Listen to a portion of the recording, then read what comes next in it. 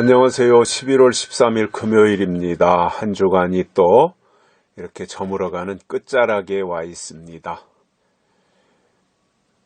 지금쯤 되면 이제 주일을 준비하는 단계로 들어가는 거죠. 구약에서 안식일로 말한다면.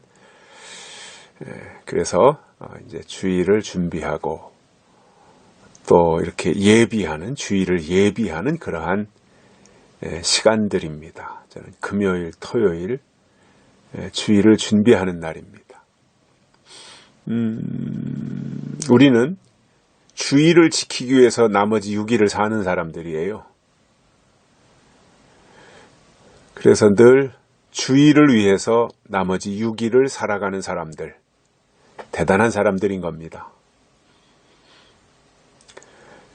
이제 한 주간 또 마무리하면서 또 새로운 한 주간에 시작하는 이 금요일, 토요일, 주일로 이어지는 이 즈음에 하나님이 주시는 하늘의 신령한 것들로 우리에게 채워지도록 마음의 준비를 하고 주일을 맞이할 이러한 채비가 되었으면 하는 마음입니다. 오늘 말씀은 잠언 26장 9절입니다.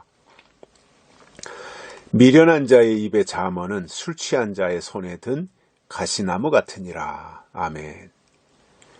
미련한 자의 입에 잠언은 술 취한 자의 손에 든 가시나무 같다.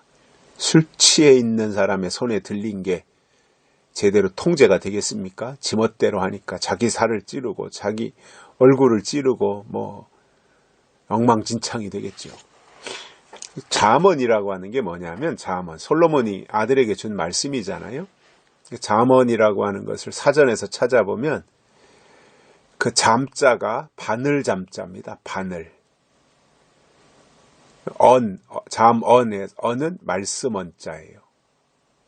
바늘 잠의 말씀 언. 그러니까 바늘로 찌르는 말씀이라는 뜻입니다. 잠언이. 그러니까 조언해 주는 거예요. 조언. 그러니까 이게 훈계하고 가르치고 찌르고 해서 어떻게 하든지 하나님의 뜻대로 살도록 하는 대단한 훈계요 교훈이 바로 잠언인 겁니다. 그 잠언을 잘 읽어보면 그 속에 엄청난 보화들이 있어요. 잠언하고 요한계시록을 연결시켜보면요. 기가 막힙니다. 제가 30대 초반에 이 잠언을 통해서 굉장히 깨닫고 은혜를 받은 적이 있어요. 그때 그 감격과 이 깨달음이 참 컸어요. 잊을 수가 없어요. 그것이 지금도 제 마음속에 맴돌고 있는데 또 언제 기회가 되면 물론 지금 우리가 큐티를 통해서 한 구절씩 듣고 가고 있지만 기회가 된다면 또 이러한 말씀들을 체계적으로 계시록하고 연결시켜서 볼 수 있는 내용인데 제가 팁으로 한 가지만 보너스를 드린다면 잠언에서 아들에 대한 말씀이 나오잖아요. 아들. 이 아들이라고 하는 것에 잠언에서 비중을 둬야 되고 또 한 가지는 음녀입니다. 음녀. 아들은 음녀를 이겨야 됩니다. 그런데 음녀는 아들을 꺾어 놓으려고 합니다. 그런 거에 대한 비중 있는 설명이 잠언에서 나온다는 사실입니다. 그것이 또 계시록에 나오는 미혹과 연결이 되는 겁니다. 그러한 관점에서 잠언을 이렇게 쭉 읽어보시면 굉장한 보석들을 거기서 채굴할 수 있을 거예요. 근데 여기 이제 미련한 자가 나오는데 미련한 자는 누구냐면 10처녀의 비유 중에서 미련한 5처녀 있잖아요. 등은 가졌는데 등잔에 불이 켜져 있죠. 등은 가졌는데 그릇에 기름이 없었던 것이 미련한 처녀예요. 이게 미련한 자예요, 미련한 자. 그러니까 그냥 쉽게 표현하면 초림 예수는 아는데 재림 예수를 몰라요. 이게 미련한 거예요. 초림 신앙은 가졌는데 재림 신앙이 없어요. 이게 미련한 거예요. 또 그 집 짓는 자의 비유를 예수님이 말씀하신 게 나오잖아요. 지혜로운 자는 반석 위에 집을 짓고 어리석은 자는 모래 위에 집을 짓고,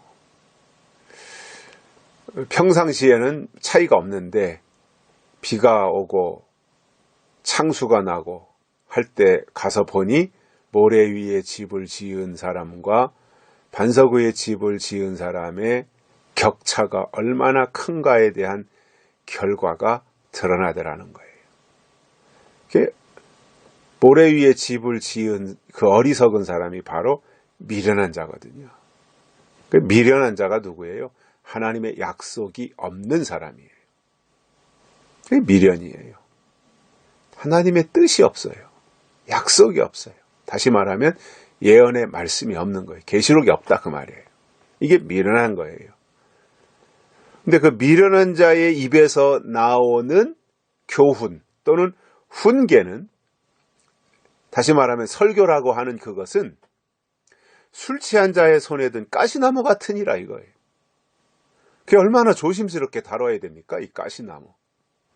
저도 가끔씩 이제 이 주변에 풀도 자라고 막 그러니까 이제 그 낫으로 깎아주기도 하고 하는데, 어떤 때는 무심코 하다가 그 굉장히 막 억세고 가시도 친 풀들이 있거든요. 손에 찔리기도 하고 베어지기도 하고 그래요. 맨정신으로 하는데도 그런 경우가 있는데, 만약에 술 취해가지고 술 취한 자의 손에 들려진 가시나무라고 한다면 이거는 뭐 자해하는 것과 똑같은 거죠. 자해. 그 얼마나 뭐 장미나무에 돋친 가시, 아카시아 나무의 가시, 이런 것들이 얼마나 날카로워요. 탱자나무에 있는 가시. 이게 굉장히 주의를 기울이고 조심해서 다루어도 찔리는데, 술 취한 자가 뭐가 주의력이 있겠고, 술 취한 주제에 무슨 조심을 하겠으며, 술 취한 자가 뭘 알겠어요. 앞날을 뭘 알겠어요. 자기 발을 디디는 것도 지금 어디로 가는지, 어느 방향으로 가는지도 모르고 휘청거리며 다닐 텐데. 미련한 자가 그와 같다는 겁니다. 약속이 없는 신앙이 그와 같다는 겁니다.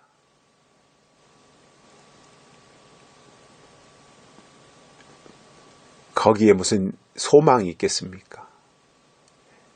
술 취한 자 주제에 무슨 소망이 있으며, 그 손에 들려진 가시나무 같은 주제에 무슨 유익을 주고 도움을 줄 수가 있겠습니까? 자기도 못 살아나는 거예요. 약속이 없는 자는요, 자기도 못 살아나는 거예요. 무슨 남에게 도움을 줘요?